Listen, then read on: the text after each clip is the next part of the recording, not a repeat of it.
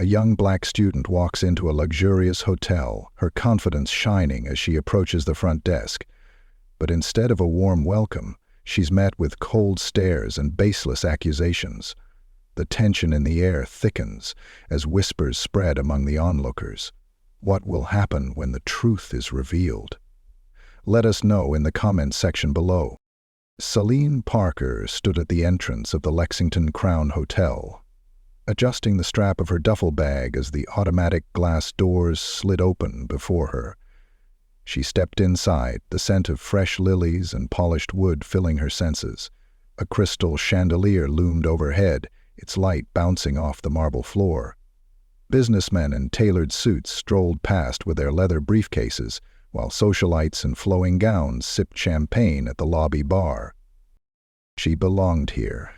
With her boarding pass still tucked into her passport, she wheeled her suitcase toward the front desk. The long-haul flight from Paris had left her exhausted, but the anticipation of finally sinking into the crisp hotel sheets kept her going.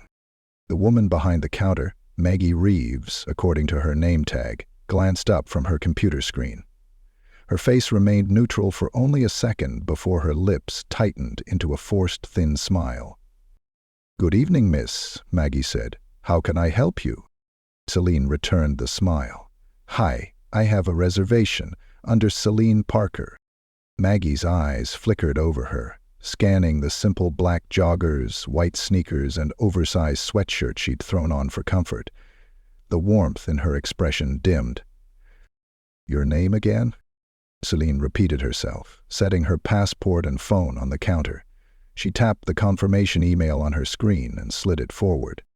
Maggie's gaze dropped to the phone, then back to Celine's face. "You're staying here?" A sharp, cold edge lined her tone. Celine blinked. "Yes." Maggie exhaled through her nose, then turned back to her screen. Her fingers tapped sluggishly against the keyboard. "I don't see a reservation under that name." Celine frowned. "That's strange. I booked it over a month ago." Maggie clicked her tongue. "Are you sure you didn't make a mistake?" Celine's grip tightened around the handle of her suitcase. "I'm sure. I have the confirmation number right here." Maggie didn't even glance at the screen. Instead, she reached for the landline and muttered, "One moment," before dialing. Celine shifted her weight. The older couple in line behind her whispered to each other, and she felt their eyes boring into her back. She fought the urge to turn around, to see if their expressions mirrored the growing discomfort settling in her chest. "Yes," Maggie said into the phone, lowering her voice. "I have a guest here claiming she has a reservation, but I'm not finding anything." "Claiming?" The words sat heavy in Celine's ears. Maggie hung up, plastering on another tight smile. "Unfortunately, there's no record of a booking under your name." Celine leaned in slightly. "That's impossible." Maggie's smile faltered. "Perhaps you booked it at one of our sister locations?" "No, I booked it here," Celine said, voice firmer now. "Can you check again?" Maggie sighed, making a show of typing something into the system.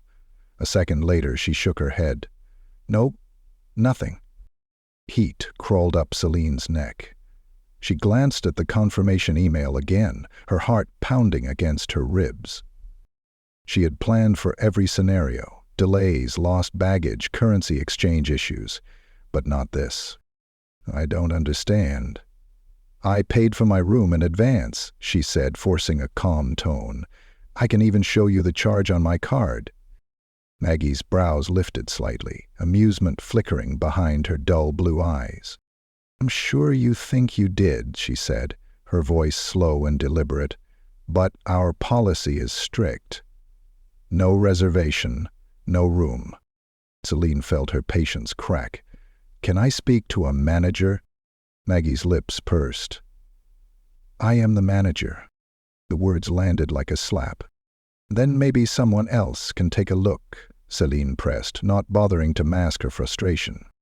Maggie's gaze hardened. She reached for the landline again, this time pressing a different button. "Security?" Celine's stomach twisted.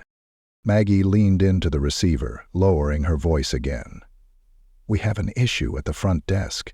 A guest is refusing to leave." Celine's breath hitched. "Excuse me?" Maggie set the phone down, her expression all too satisfied. "I've asked you multiple times to provide proof of your reservation and you've failed to do so," she said, her voice carrying just loud enough for the lobby to hear. "I'm going to have to ask you to step aside." A few feet away, a pair of security guards, one older, one young, emerged from a side door. The younger of the two hesitated as his gaze landed on Celine, as if recognizing that something wasn't right. The older one, however, squared his shoulders, his hand already hovering near his radio. Celine glanced around. Several guests had stopped their conversations, their gazes locked on the scene unfolding before them. A sharp, icy sense of déjà vu struck her. Not this, not again. She'd seen stories like this play out too many times. On the news, on social media, in the quiet, angry whispers of family members who had endured similar humiliations. But this was her. She inhaled, forcing herself to stay composed. "I'm not refusing to leave. I'm asking you to verify my reservation." Maggie leaned over the counter. "Miss, you need to understand something. This is a 5-star establishment. If you can't afford to stay here, that's fine, but causing a scene won't get you a free room." Celine's vision blurred for a second, rage choking her throat. The audacity. "I paid for my room," she said, her voice shaking despite her effort to keep it steady. "I have the receipt." Maggie smirked. "Sure you did." The security guard stepped closer. Celine's pulse pounded in her ears. Her grip tightened around her phone, her free hand curling into a fist. This wasn't happening. The younger security guard finally spoke, his voice hesitant. "Ma'am, maybe we should—" Before he could finish, a sharp voice cut through the air. "Celine?" The lobby seemed to freeze. Celine turned toward the entrance, and the sight nearly knocked the air from her lungs. A sleek black car had just pulled up outside, and stepping through the grand entrance was Celine Parker. Her mother's expression was unreadable behind her designer sunglasses, but the moment she removed them, the temperature in the room seemed to drop. A hush settled over the lobby. The security guard straightened. Maggie's smirk twitched. Melanie's gaze swept over the scene, her sharp eyes locking onto her daughter. Then, slowly, she turned her attention to Maggie, assessing her the way one might examine a stain on an otherwise pristine surface. Celine exhaled. The storm had arrived. For a moment no one spoke. The air in the Lexington Crown Hotel lobby was thick with tension, as if time had slowed to a crawl. The only sound was the distant hum of conversation from the bar, unaware of the storm brewing just feet away. Celine Parker took slow, deliberate steps forward, her heels clicking against the polished marble. She was dressed in an elegant navy blue pantsuit, her silk blouse tucked neatly beneath the lapels. A diamond bracelet shimmered against her wrist as she adjusted her purse, her manicured fingers barely trembling. Her gaze, sharp and unwavering, landed on Celine first. "Baby, what's going on?" Melanie's voice was even, but Celine knew her mother too well. Beneath the poised exterior, beneath the smooth cadence of her words, there was a barely restrained fire. Celine swallowed. She didn't trust her own voice just yet. Maggie Reeves cleared her throat and quickly straightened her shoulders. The confidence that had laced her voice just moments ago had suddenly faltered, but she recovered fast, pasting on a professional smile. "Ma'am, can I help you?" Melanie didn't even look at her. She turned to her daughter instead, stepping close enough to cup Celine's face with one hand, inspecting her with quiet concern. "Did they touch you?" Celine shook her head. "No, but—" "Ma'am," Maggie cut in, her voice firm, as though she were the one in control. "I'm not sure what this is about, but we're currently dealing with an issue here. If you're a guest, I'd be happy to assist you once this matter is settled." Melanie finally looked at her, tilting her head slightly, the kind of look that sent warning shivers down Celine's spine as a child when she had done something wrong. But this wasn't directed at her. It was for Maggie. "This matter?" Melanie repeated, her voice like silk, smooth and dangerous. Maggie hesitated, then pushed forward. Yes. This young woman attempted to check in without a valid reservation. Unfortunately, we cannot accommodate individuals who don't have a confirmed booking. Celine opened her mouth to protest, but Melanie squeezed her hand, silencing her. The older security guard, who had been ready to escort Celine out just moments ago, suddenly shifted on his feet. His uncertainty was visible now, his hand no longer resting near his belt. The younger guard stole quick glances between Maggie and Melanie, his brows knitting together, as though realizing he may have picked the wrong side. Melanie arched a brow. "You can't accommodate her." Maggie, emboldened, crossed her arms. "That's correct. We have strict policies in place. Without proof of a valid booking, I have every right to refuse service." Melanie let out a small breath, almost amused. "Interesting." She turned to Celine. "Do you have your confirmation?" Celine, still tight with anger, lifted her phone. "Right here." Melanie took it, her eyes quickly scanning the details before turning back to Maggie. "Is this not a valid booking?" Maggie barely glanced at the phone. "Well, anyone can show a fake confirmation email." A sharp laugh escaped Melanie's lips, quiet but cutting. "A fake confirmation email?" Maggie shifted. "It's not uncommon, unfortunately. People book with third-party sites that aren't affiliated with us, and when they show up, their reservations don't exist. I was just following policy." Celine clenched her fists. "I booked through your official website." Maggie pretended not to hear. Melanie stared at her for a long moment. Then she turned to the security guards. "Who called you?" The older man hesitated before nodding toward Maggie. "Mrs. Reeves did." Melanie nodded slowly. "And what exactly were you told?" The younger guard's voice wavered slightly. "That there was a disturbance, that someone was refusing to leave." Melanie inhaled deeply, closing her eyes briefly as if gathering patience. Then she took a step closer to Maggie, lowering her voice.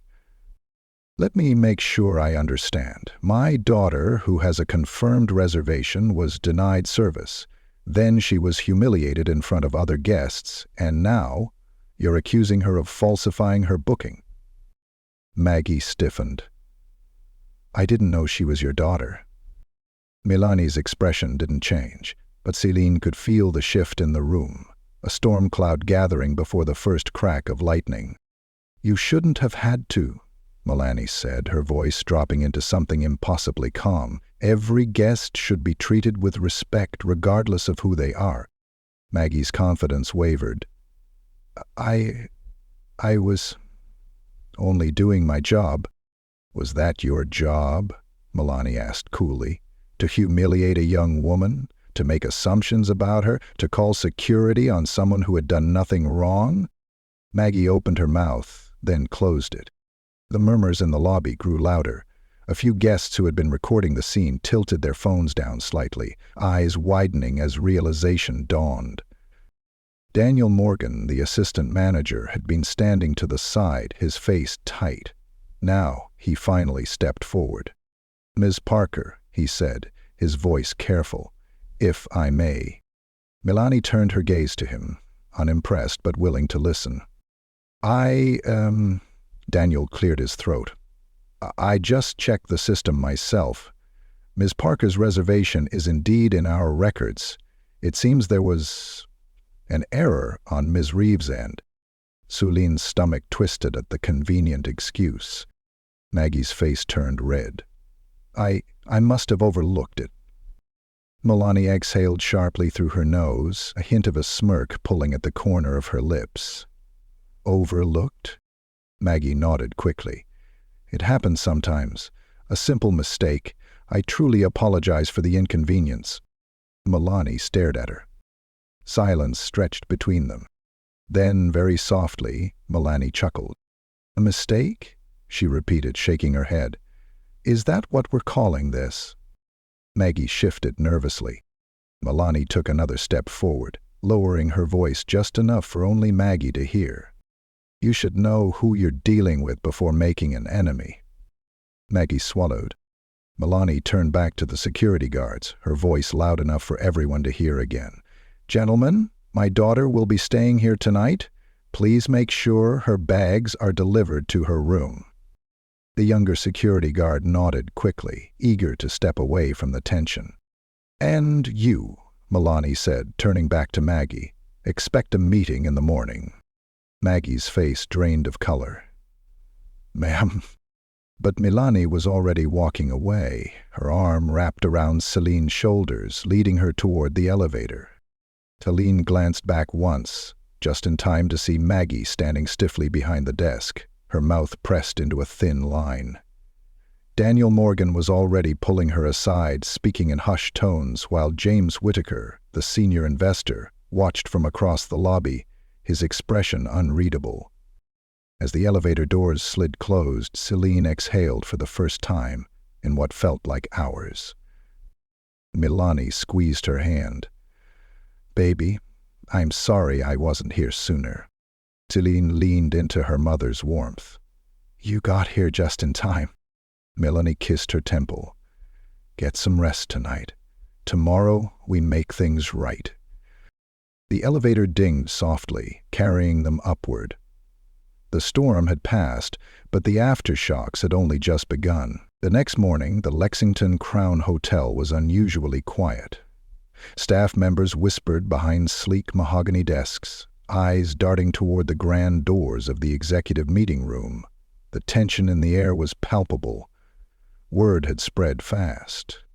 The previous night's incident had reached the upper echelons of hotel management, and now consequences were imminent. Inside the meeting room, Celine Parker sat at the long glass conference table, one leg crossed over the other, her manicured nails tapping lightly against the armrest of her chair. Her expression was unreadable, her poise unshaken, though the energy in the room was electric with anticipation. Seated to her left was James Whittaker, one of the hotel's key investors, his salt and pepper hair neatly combed, his hands folded in front of him. On her right, Daniel Morgan fidgeted in his chair, his tie slightly askew as he avoided eye contact with Maggie Reeves, who sat directly across from them. Maggie looked different this morning. The confidence she carried last night had all but vanished. There was no smugness in her gaze, no sharp edge in her voice. Instead, her hands rested stiffly in her lap, her back rigid, her lips pressed so tightly together that they had lost color. She knew what was coming. The doors shut behind them, and Milani's voice was the first to break the silence. "Before we begin, I want to make one thing very clear." She leaned forward slightly, her tone calm but firm. "I do not tolerate incompetence. I do not tolerate discrimination, and I certainly do not tolerate someone making my hotel, my business, look like a breeding ground for either." Maggie swallowed but said nothing. Milani turned to Danny, her gaze expectant. "Mr. Morgan, as assistant manager, why don't you explain to me exactly what happened last night?" Daniel cleared his throat. "Well, Ms. Parker, I was aware that Miss Reeves had an issue with a reservation. However, I wasn't fully involved in the interaction until later. When I did check the system, I saw that Celine Parker's reservation was in fact in our records, but at that point, things had already escalated."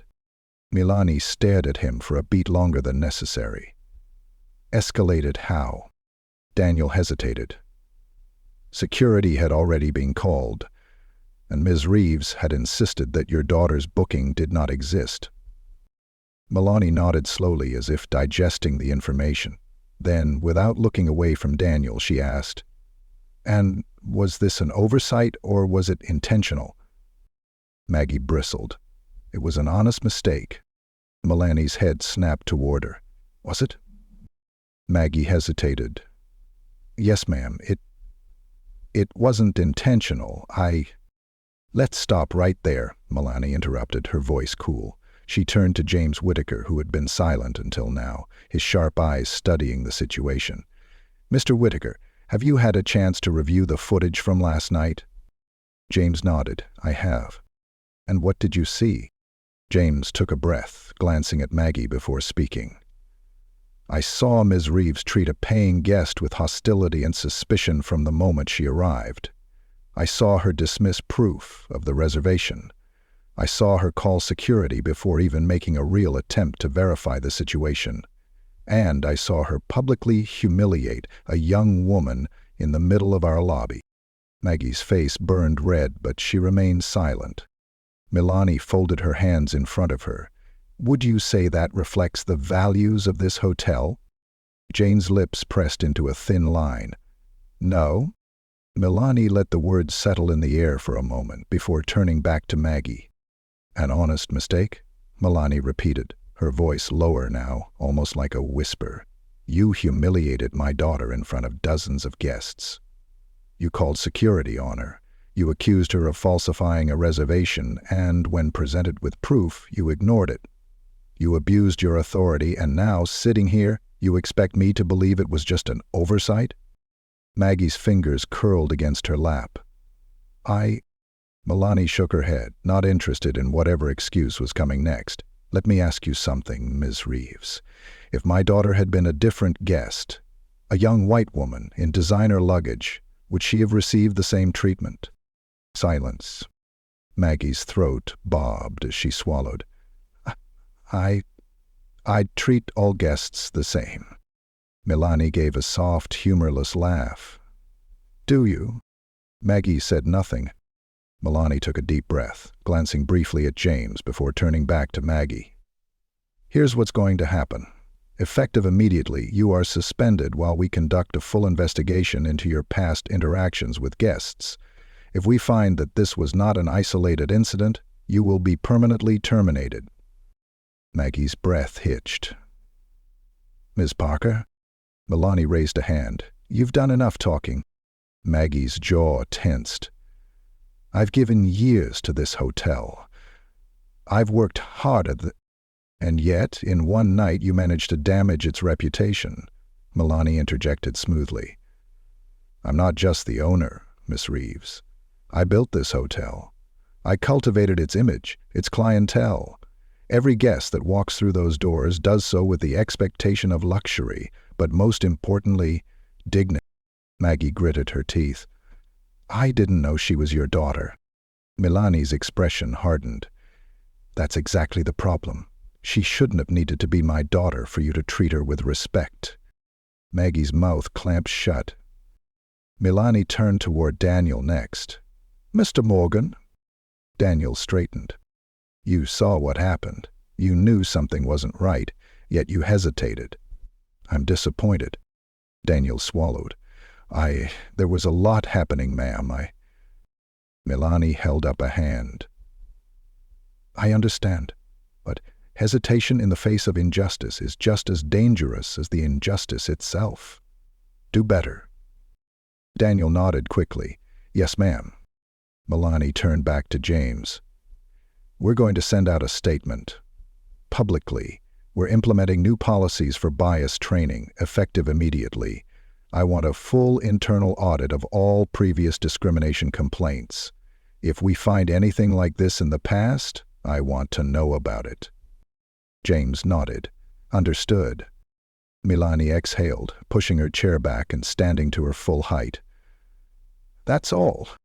Maggie's chair scraped against the floor as she quickly stood, her face rigid as she grabbed her folder from the table. She turned to leave, her steps quick and uneven, but Milani spoke once more. And Maggie? Maggie froze. Milani smiled slightly, but there was no warmth behind it. Enjoy your suspension. Maggie swallowed hard, then hurried out of the room, her heels clicking against the polished floor. The silence in the room remained thick, lingering long after she was gone. Milani turned to James. Make sure the guests who were present last night receive personal apologies. I want them to know this is not the standard of my hotel. James nodded. Consider it done. Milani glanced at Danielle. You should get back to work. Daniel nodded quickly, standing and making a swift exit. As the door shut behind him, Milani exhaled slowly, finally allowing herself a brief moment of pause. James studied her for a moment, then smirked slightly. "You handled that well."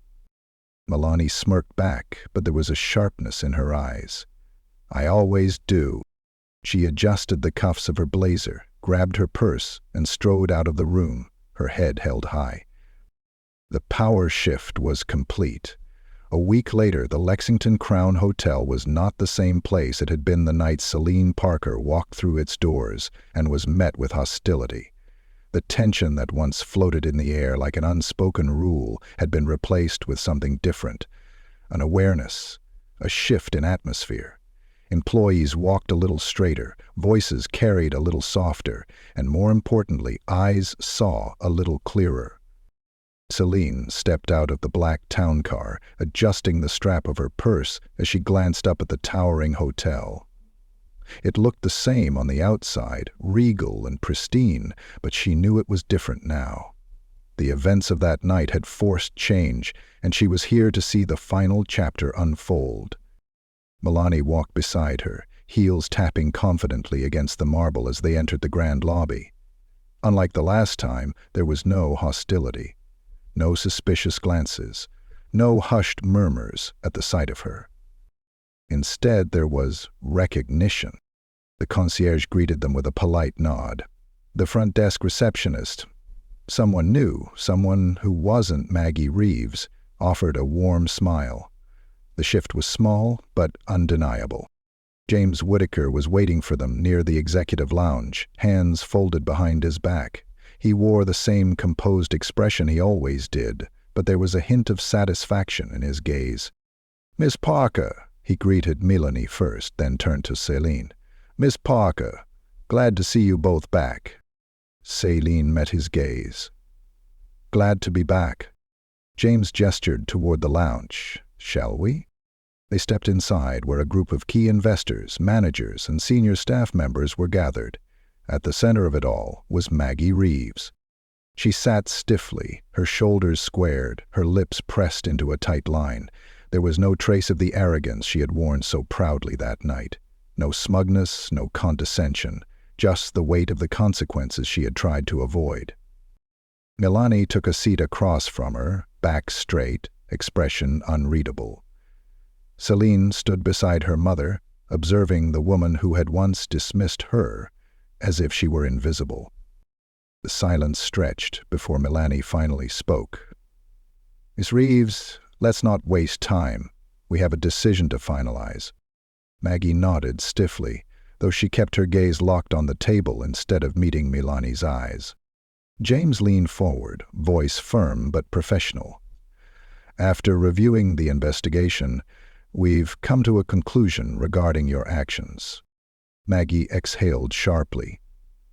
"I understand." Milani arched a brow. "Do you?" Maggie hesitated, her throat bobbing. I made a mistake." Celine fought the urge to scoff. A mistake? That was what she had reduced it to? Milani, however, remained unshaken. "You did more than make a mistake, Miss Reeves. You exposed a problem within this hotel, one that cannot be ignored." Maggie clenched her jaw, but she said nothing. James folded his hands on the table. "Your suspension is being made permanent. Effective immediately, your employment with the Lexington Crown Hotel is terminated." Maggie's fingers twitched slightly, but she nodded. There was no argument left to make, no excuse that could erase the footage, the statements, the undeniable truth of what she had done. Milani regarded her for a long moment before speaking again. "I suggest you take this as a lesson, Ms. Reeves, not just for your career, but for the way you move through the world." Maggie's lips parted slightly, as if she wanted to say something, but no words came out. In the end, she simply stood, gathering the folder in front of her before turning toward the exit. She paused for a moment at the door, her gaze flickering to Celine. There was something there. Regret, perhaps? Shame? Or maybe just the realization that she had underestimated the wrong person. Then, without another word, she walked out. The room remained silent for a beat longer before James finally exhaled, standing. Milani nodded, adjusting the sleeve of her blazer. And now we move forward. Celine felt a weight she hadn't even realized she was carrying lift from her chest. It was over. Milani turned toward James. The statement? Released this morning, James confirmed. We made it clear that the Lexington Crown Hotel does not condone discrimination of any kind, and that we are implementing new inclusivity and bias training for all employees. Milani gave a satisfied nod. Good. James smirked slightly. And I assume you saw the news? Celine's brows furrowed. What news? Milani's lips curved into a smirk of her own. The video of that night went viral. Celine's stomach flipped. Wait, what? James chuckled, pulling out his phone. He tapped the screen a few times before turning it toward her. A social media post was open, showing a clip of that night in the lobby, the moment Maggie had called security, the moment Milani had walked in, the moment everything had shifted. The caption read, "When you try to kick someone out of a hotel, and it turns out their mother owns it." Celine's jaw dropped. Oh my God. Milani let out a soft laugh. It seems people love a good plot twist. Celine's fingers hovered over the phone screen as she scrolled through the thousands of comments. Some expressed outrage, others applauded Milani's composure, and many simply enjoyed the poetic justice of it all. This is crazy, Celine murmured, shaking her head. Milani squeezed her hand. It's justice. James stood, tucking his phone back into his pocket. Now that this situation is behind us, let's focus on the future. The Lexington Crown is undergoing some internal changes, and we'd love to have you both involved in shaping its new direction. Milani nodded. I intend to. Celine glanced between them. Does this mean I get free stays for life? James let out a laugh. I think that can be arranged. Milani shook her head, amused. I raised you well. Celine grinned. For the first time since stepping foot into this hotel, she felt at peace. Not because Maggie Reeves had been fired, not because the internet had rallied behind her, but because something real had come from it. As they walked out of the executive lounge and back into the grand lobby, a familiar figure caught Celine's eye. Simon Dreadfoot, Carson said. The new front desk receptionist smiled warmly. Welcome back to the Lexington Crown, Miss Parker. We're happy to have you. Celine smiled back. This time it wasn't forced. This time it was real. And this time she truly felt like she belonged.